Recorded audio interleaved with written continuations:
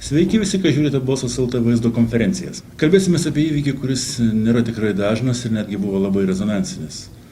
Atsistatydina popiežius, Benediktas XVI. Tai labai retas atvejis ir žiniasklaida, kuomet apie jį skelbė, sakė, kad tai pirmas atvejis po 15 amžiaus.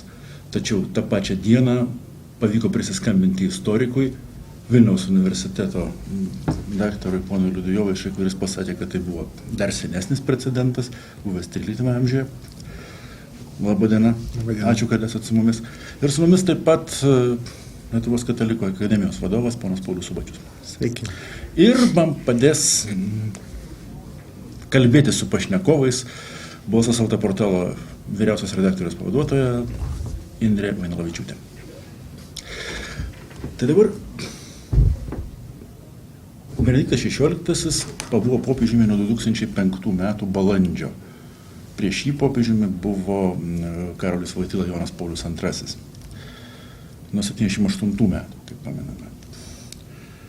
Ir iš tiesų, kaip visi atsimena, Jonas Paulius II iš tikrųjų sunkiai sirgo, iš tikrųjų iki pat paskutinių dienų buvo netgi svarstymo, kodėlgi neatsistatydina popiežius, kaip taip gali būti, ar gali žmogus pasitraukti iš tos Dievo tarnystės, kai yra Dievo tarnų tarnas. Ir vis dėlto jis to nepadarė. Ir jūs prisiminėt tą truputėlį senesnį dalyką, net ne 15 amžių, o dar senesnį. Tai kaip čia yra iš tikrųjų, kiek tai ką jūs, ar dar nuo to laiko, kai mes su jumis kalbėjomės, pamąstėt kažką apie tą precedentą?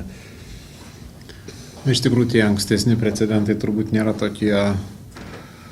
tokie labai panašus į šitą, vien tai, kad jie nutolė labai nuo mūsų per ilgą atstumą, tai yra viduramžių visuomenė, viduramžių pasaulis, visai kitos aktualijos, popiežiai kaip ne vien bažnyčios vadovai, bet popiežiai taip pat kaip ir, sakytume, monarchai, taip pat popiežiai, kurie tuo metu turi savo valstybę, kurie dalyvauja taip daug aktyviau ir tokiam politiniam gyvenime.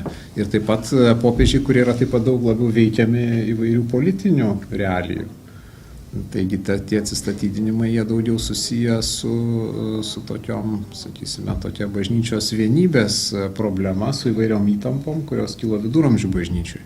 Celestinas V, kurį jūs minėjote čia. Celestinas V vėlgi dėl to, kad kardinolai niekaip negalėjo sutarti dėl kokio nors kito asmens išrinkimo. Buvo parinktas toks žmogus neutralus visai iš pašalies ir paaiškėjo, kad jam pačiam sudėtinga bažnyčiai vadovauti. Kita vertus, vėlgi buvo opozicija, kuris stengiasi irgi popiežių pakeisti tie dalykai.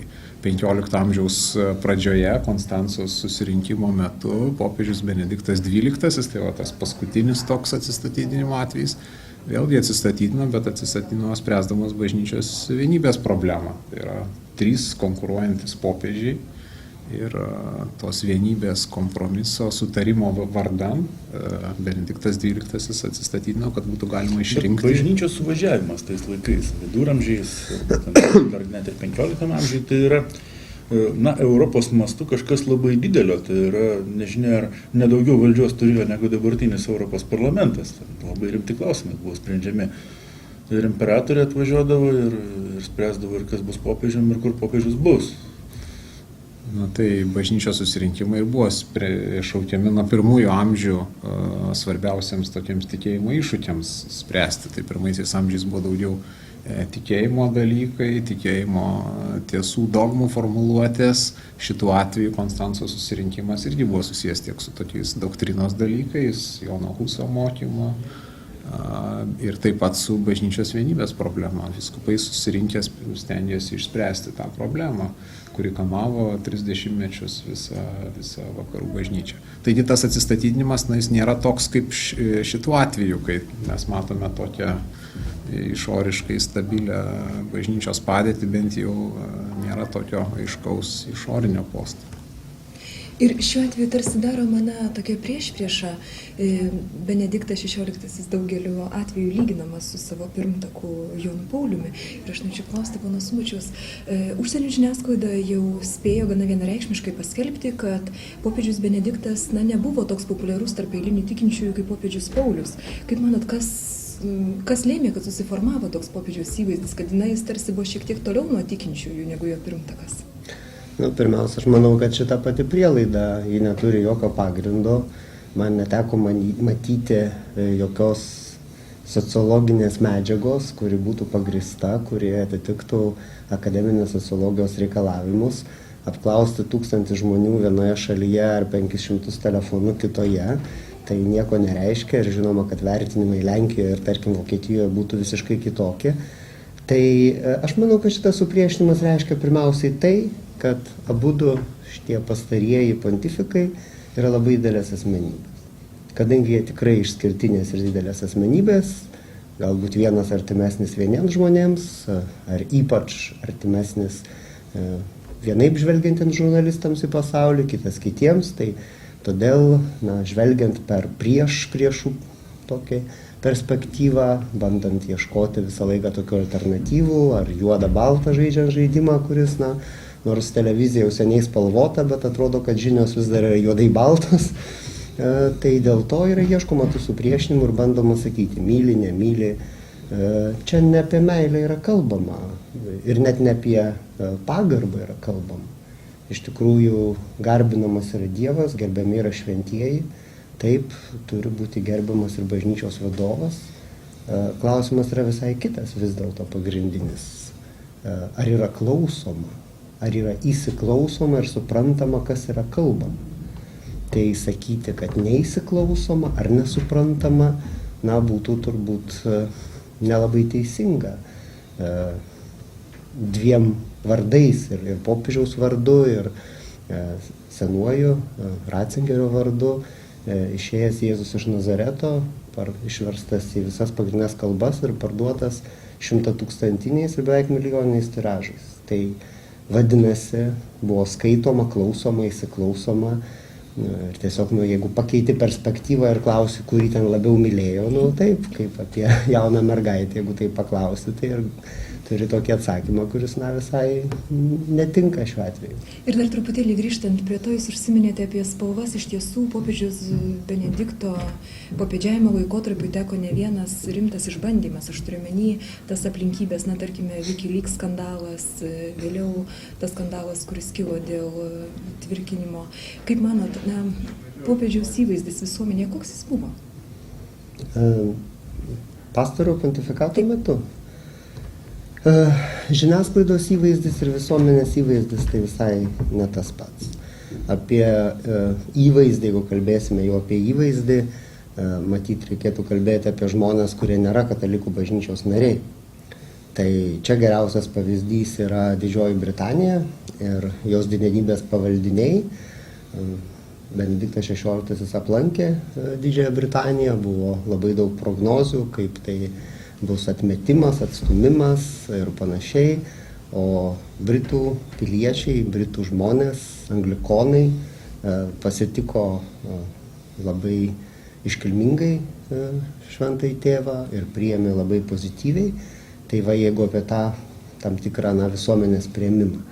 O klausti, ar katalikų akise, koks katalikų akise yra popiežiaus įvaizdis, aš drįsčiau taip sakyti, kad tai yra neteisingas klausimas, nes katalikai, jeigu jie yra katalikai, tai jiems yra neįvaizdis. Jiems tai yra ganytojas, jiems tai yra aukščiausias dvasinis autoritetas ir čia kalbame tikrai ne apie tai, kas vis tiek yra nuo vaizdo, tas įvaizdis yra kilęs. Tai tikrai nėra tik veidas ar kažkoks savybių kompleksas, kuris labai toks paprastas ir galima keliom standartiniam frazėm jį apibūdinti. Gerai, bet dabar grįžtant į istorikų flangą, anksčiau tie, kai visi popiežiai irgi keisdavosi ir kai buvo ir tie skilimai ir visokie ankstesni išbandymai, tai vėlgi ar tai yra įvaizdžio klausimas ar dar kažkas, kai keli popiežiai kas rinkosi, tai vis dėlto buvo turbūt politiniai interesai daugiausia lėmė tuomet 15 amžiuje arba kai apskritai atsiminkim, kai suskilo krikščionių bažnyčia ir atsirado ir ortodoksai ir katalikai. Apie ką tada kalbėjo? Taigi, įvaizdis nuo tada pradėjo formuotis. Iš tikrųjų, ir jis yra formuojamas. Ir jis yra formuojamas ir tų pačių politinių interesų. Ir visose viešosios erdvėse, kokios jos kada be buvo ir kaip keitėsi, jis yra formuojamas. Atsiminkim, kad to paties Jono Pauliaus II labai nenorėjo Rusijoje, į Siriją jis galėjo nuvažiuoti, o į Rusiją nelabai. Na tai čia gal ne tokie gal įvaizdžio dalykai, bet, sakyčiau, tai politikos dalykai. Viduramžiais, žinoma, daug lėmė didžiosios valstybės, katalikiškos pirmiausia valstybės, jeigu kalbėsime apie tos vėlyvuosius viduramžius, schizmą Prancūzija, jos interesai, Habsburgo imperija, ar vėliau atskirai Ispanija, atskirai Austrija. Tie dalykai, aišku, turi įtakos tiek popiežių rinkimams, tiek pripažinimui tam tikram, bet, kiek čia tų įvaizdžio nedrįšiau ką nors pasakyti. Na, bet tai kaip, vis tiek įvaizdis tam tikras formuojamas, tai jeigu sako, kad tas, jeigu vienas kitą pagaliau prakeikia Konstantinopolio patriarchas ir Romos popiežius, tai kažką tai reiškia, ir tikintiesiam kažką tai reiškia tikriausiai.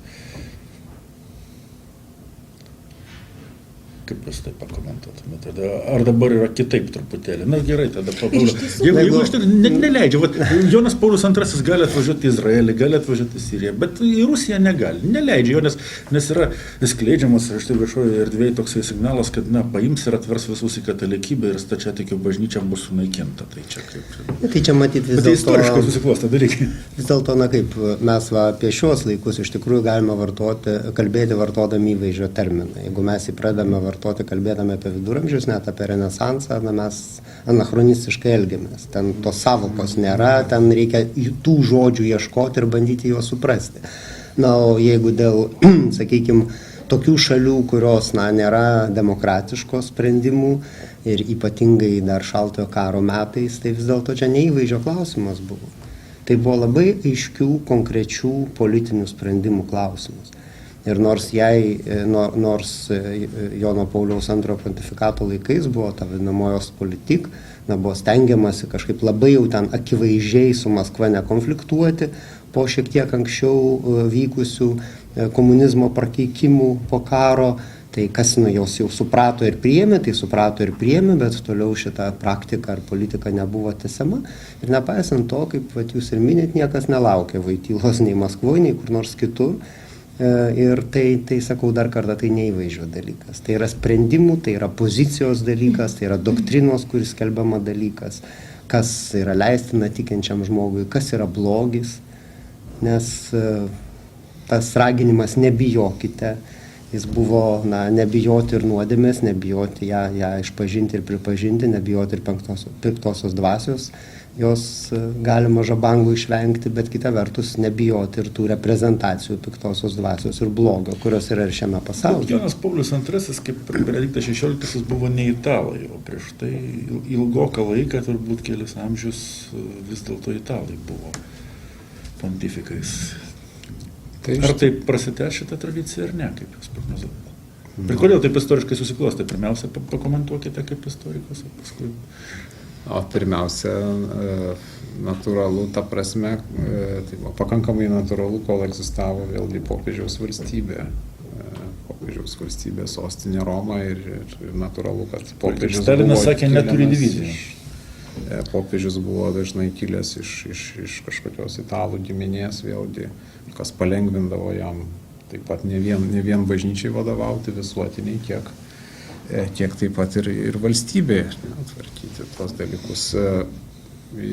Nuo 16 amžiaus pradžios, iš tikrųjų 521 metų, popiežiumi nebuvo renkamas ne italas. Ir iš tikrųjų ta tokia tradicija susiklostė. Vėl kaip ir atsistatydinimo tradicija, galim sakyti, ar ne, kad tai yra toks daugiau paprotys, kuris nėra ta katalikiška bažnytinė tradicija didžiąją raidę, kurią reiktų saugoti nekintamai, bet tai yra daugiau tokia laiko dvasia, kuri reikalui esant laikui atėjus yra keičiama. Vėl bažnyčia keičiasi pati 16 amžiaus pradžioje, jinai buvo iš esmės europinė bažnyčia. 20 amžiuje jinai labai smarkiai internacionalizavosi. Ir kardinolų kolegijos sudėtis tą atspindi, kad iš tikrųjų buvo pradėta reprezentuoti ir ne vien Europos kraštai, bet ir kiti žemynai. Ir dar vienas klausimas būtų apie tai, kokie iššūkiai laukia naujojo popiežiaus bandant užmegzti ryšių su kitų religijų vadovais ir kokia yra situacija, kalbant apie religijų ryšius? Religijų dialogo klausimas, ypatingai monoteistinių religijų, jis nėra nauja tema, ne Jonas Paulius II iškėlė, ne Benediktas XVI, bet akivaizdu, kad Jono Pauliaus II pontifikato metais buvo tikrai labai daug pastangų ta kryptimi daroma. Ir jeigu taip labai supaprastinant, labai schematiškai galima būtų pasakyti, tai vis dėlto Jono Pauliaus II pontifikato metais buvo daugiau kalbama apie tai, kad esama bendro sakralumo supratimo, esama bendro pasiryžimo ginti, sakykime, žmogaus orumą, tradiciją. Benediktas XVI savo pontifikato pradžioje truputį suerzindamas, sakykime, kai kuriuos laicistinius sluoksnius, jis pradėjo šiek tiek kitą temą, kad monoteistinės religijas pirmiausiai sieja ir čia yra dialogo vieta, pradžia, nuo ko galima pradėti, kur gali būti sutarimas ir tada jau galima ieškoti ir nesutarimo įveikos, tai tiesos samprata, kad religija, ji iš tikrųjų labai intensyviai ieško tiesos, ji tiki, kad esama didžiosios tiesos, metafizinės tiesos, kad galima tiesą aiškiai atskirti nuo melo, kaip ir gėrį nuo blogio. Ir tas tiesos sakymas visuomenėje, kurioje labai daug yra politinio korektiškumo, kur labai linkstama ko nors nesakyti, nutilėti vien dėl to, kad kas nors neįsižeistų, tai buvo visiškai atsisakyta šitokio diskurso, šitokio kalbėjimo būdo ir per visą pontifikatą buvo labai labai atvirai, net kategoriškai kartais iš tiesų sakoma ta tiesa, bet kaip pasirodė, tai konflikto jokių būdų nepagilino, nes iš tikrųjų ir tos kitos pusės atsiliepė ir musulmonai, ir žydai, kad jiems iš tikrųjų ta pozicija iš principo yra priimtina, kad jie galbūt yra ginčiamasi dėl istorinės tiesos, kaip vertinti vieną ar kitą istorinį faktą. Tai yra vienas dalykas, bet ten, kur yra kalbama apie žmogaus prigimtį, kur yra kalbama apie moralinės vertybės, ten tas tiesos primatas yra svarbus, reikšmingas visiems. Tai kaip bus einama dabar ateityje toliau, tai nebejotinai, kad tas tarpreliginis dialogas bus tęsiamas, taip kaip bus tęsiamos matyti ir ekumeninės pastangos, krikščionių bažnyčių suvienijimo pastangos, bet aš drįsčiau sakyti, kad matyti tai yra ilgas kelias. Čia taip paimti ir prognozuoti, kad štai per vieną artimiausią pontifikatą įvyks koks nors esminis lūžis, svarbu, kad vyktų suartėjimas, pokalbis, žmonės jau vien kai kalbasi, tai jie nesimuša paprastai.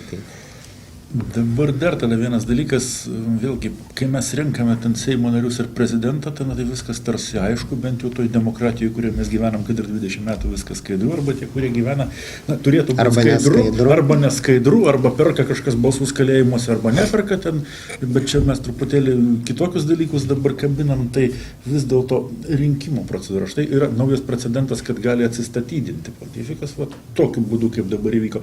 O kaip vis dėlto renkama yra? Ir kiek kito tos tradicijos, ar ne kito, ir kas dabar nutinka. Ir ten žinom, kad ten uždaro konklavą ir kalbasi žmonės, kol neišrenka, ir ten dūmelis paskui rūksta iš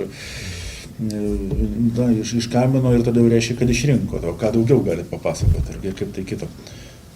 Iš tikrųjų, tie dalykai rinkimo yra tam tikromis formomis, pakitusiamis formomis, bet išlikę kai kuriais principais nuo pirmųjų amžių. Tai yra pirmaisiais amžiais popiežius kaip Romos vyskupas buvo renkamas tos bendruomenės narių. Pirmiausia, dvasininkų ir pasauliečių. Paskui, kol ta bendruomenė buvo nedidelė, bendruomeniai augant, Romos imperijai tapus krikščioniška, buvo toks jau visuotinis rinkimas nebeįmanomas, sakysime, demokratinis, kaip jį pavadintume. Tai vėl buvo pradėta rinkti per tam tikrus atstovus, kilmingesnius pasauliečius, taip pat dvasininkus, Romos dvasininkus sueigos metu. 11 amžiaus viduryje buvo suformuotas kardinolų kolegijos institutas ir kardinolai tapo tais simboliniais reprezentantais Romos kunigų, diakonų, Romos miesto dvasininkijos, kurie rinko ir toliau Romos vyskupą, nors kardinolai nebūtinai jau buvo romėnai ar net nebūtinai italai. Ir tas ryšys yra iki šiol išlaikomas. Kiekvienas kardinolas turi savo titulinę tokią bažnyčią Romoje, kurios formalus toks vadovas, administratorius jis yra. Taigi tas toks simbolinis ryšys su pirmųjų amžių rinkimu tokiu būdu yra išlaikytas. Konklava kaip toks rinkimo veiksmas, rinkimo procedūra atsirado 13 amžiaus antroje pusėje, 270 maždaug metais, kuomet buvo nepasitenkinama ilgai trunkančiais rinkimais. Pasauliečiai buvo nepatenkinti, kad turi ilgą laiką išlaikyti kardinolus, kurie posėdžiauja, žinoma, su savo dvarais, tarnais ir viskas panašu, mokesčių mokėtojų pinigai, kur gina. Tokiu būdu jie pradėjo riboti jiems maisto davinį, izoliavo, uždraudė išeiti ir skatindami greičiau užsirinkti popiežių. Taip pat ir išoriškai susiformavo konklava. Dabar vidinis toks svarbiausias dalykas, tas atsiskyrimas kardinolų rinkikų nuo pasaulio, atsiribojimas vėlgi nuo išorinių kontaktų. Tai ar išmaniųjų telefonų epochoje tai įmanoma? Įmanoma ir, sakyčiau, prasminga.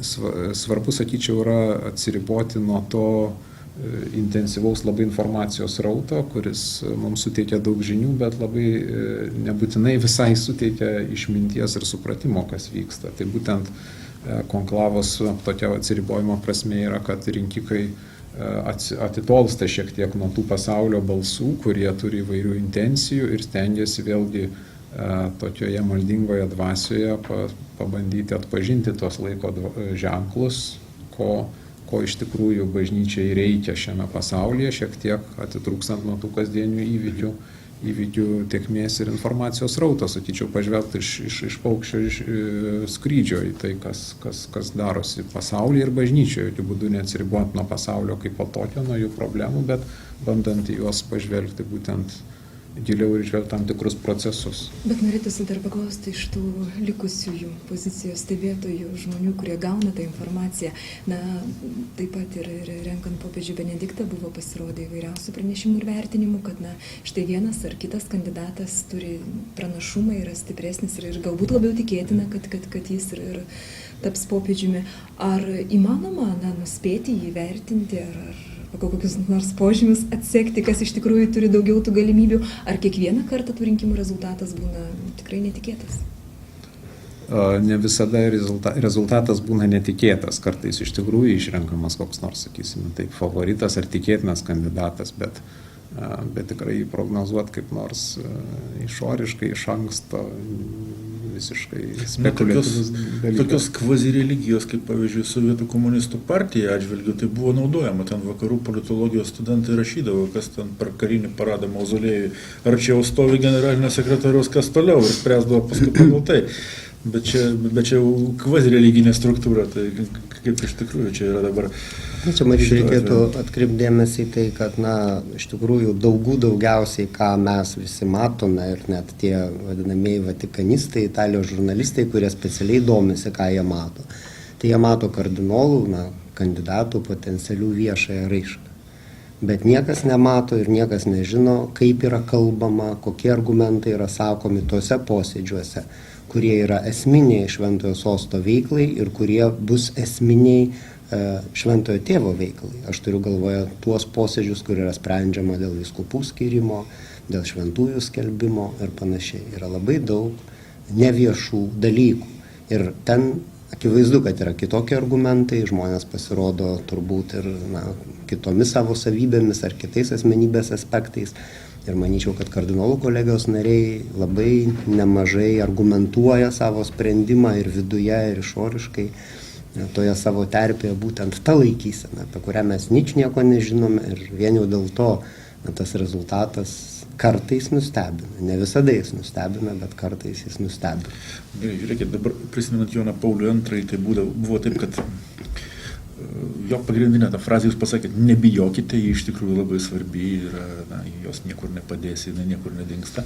Benedikto XVI, kokią jūs frazę matote esminę? Ar mes jau ją suvokiam, ar jau pagavom, ar dabar tik tai pagalvosim, ką jis tokia mums pasakė, nes jo knygos kaip teologų yra labai žinomos, aš tai kaip pontifikas, ką jis tokio išreiškė, ką jūs išskirtumėte. Aš manyčiau, kad jo trečiosios paskutinės enciklikos pavadinimas, tie pirmieji žodžiai meilė tiesoje, galėtų būti minima kaip vienas iš tų pontifikato devizų, nes į savo pirmąją encikliką Dievas yra meilė, jis apibūdino meilę kaip aktyvę ir tarnaujančią, ne tik nuolankiai, bet ir labai aktyviai tarnaujančią. Čia aš drįsčiau net daryti tokią paralelę, kad kai jis nebegalėjo aktyviai tarnauti, tai jis ir atsisakė to sosto ir atsisakė tos tarnystės. O paskutinėje enciklikoje sako, kad meilė yra tiesoje, jeigu yra prarandama tiesa, tiesioginis labai autentiškas santykis su tiesa, tai negalima ir mylėti. Tai va ta ir tiesos meilė, ir meilė, kuri randasi tiesoje, yra matyti, jeigu taip reikia ko nors abstrahuojančio ir tas abstrakcija visada, žinoma, supaprastina reikalą, bet vis dėlto tai galėtų būti toks pontifikato simbolis. Tai dabar dar tada, jeigu būtų galima paklausti vis dėlto, kiek, sakykime, įtakos padarys, arba galėtų padaryti, arba daugiau ar mažiau daro pasauliui keičiantis popiežiaus rinkimams tokios pasaulietinės mados. Mes kalbame apie tas procedūrinius atribojimus, kad pažvelgti iš paukščio skrydžio, taip toliau, bet mes žinom, kad pavyzdžiui, tarkim, visuomenės pasaulietinėse institutuose šiuo metu daug yra visokių tokių dalykų, kur renkant ką nors atsižvelgiama į rasę ir anatomiją, yra politkorektiškumas. Čia turėjo būti tas, moterų dar nerenka, tai čia turbūt artimiausiu metu nebus, bet tarkim, afrikiečių kilmė galėtų būti ten kažkaip, tai kažkam artimiausiu metu aktualus dalykas, idant kažką politiškai korektiškai sutvarkytų. Aš sakyčiau, kad gali būti aktualus ir svarbus dalykas ir argumentas, kartais renkant, ar ne, bet neremiantis to politiniu korektiškumu, jeigu kardinolams atrodo, kad štai dabar yra toks laikas, kuomet reikalingas būtent popiežius iš, tarkime, tokios šalies ir tokio žemyno. Dar vienas klausimas, baigiant jau, prie ko čia, kaip sakoma, prie kogi čia mes, Lietuvai, tai kaip čia dabar yra keliamas klausimas, Audrys Juozas Bačkis gali būti kandidatu ar ne? Čia žiniasklaidinis klausimas, bet aš turiu jį užduoti, tai ką dabar daryti. Nepykit jo, ponė. Jis yra kandidatas pagal amžių ir pagal tai, kad jis dalyvaus konklavoje, jis ir rinks ir gali būti išrinktas. O vis tiek